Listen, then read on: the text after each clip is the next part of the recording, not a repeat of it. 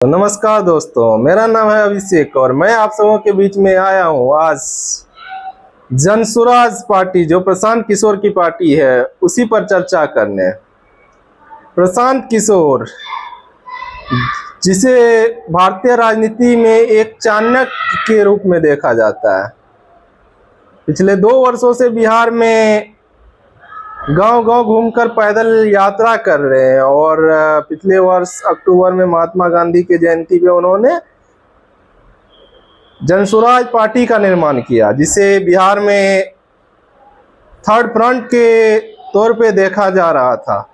लेकिन हाल ही में हुए एक राजनीतिक रैली जिसका आयोजन प्रशांत किशोर की पार्टी ने पटना के गांधी मैदान में किया था, बड़े लेवल पे फ्लॉप रहा। लाखों के भीड़ जुटाने की घोषणा की गई थी, जबकि 90% कुर्सियां खाली रह गई। तो अब सबसे बड़ा विषय है कि प्रशांत किशोर जो पिछले 2 वर्षों से लगातार बिहार में पैदल यात्रा कर रहे थे और जन समस्याओं को उठा रहे थे, उनकी पार्टी को जन समर्थन क्यों नहीं मिल पा रहा है। इसका सबसे बड़ा कारण जो मेरे नज़र में समझ आ रहा है कि प्रशांत किशोर ने अपने इर्द गिर्द पार्टी में अधिकारियों का एक जत्था बना लिया है।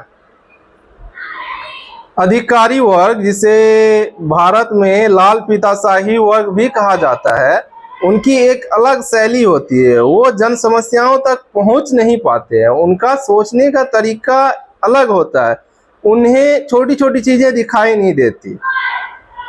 इसी कारण से प्रशांत किशोर की जनसुराज पार्टी आम जनों तक जुड़ाव नहीं कर पा रही है।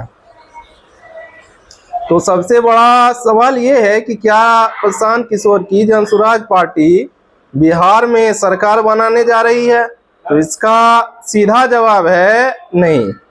तो क्या प्रशांत किशोर की पार्टी का प्रभाव बिहार के राजनीति में नहीं पड़ने वाला है?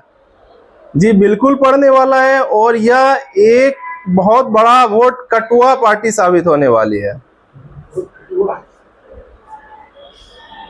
या तो आरजेडी या फिर भाजपा, 2 में से किसी एक पार्टी को जनसुराज तगड़ा नुकसान पहुंचाएगी, जो कि 10% तक वोट काट सकती है।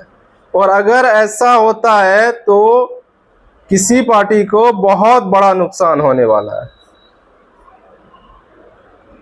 इसी पर मैं अपने इस विचार को विराम देता हूं। आप सबों का धन्यवाद। जय हिंद।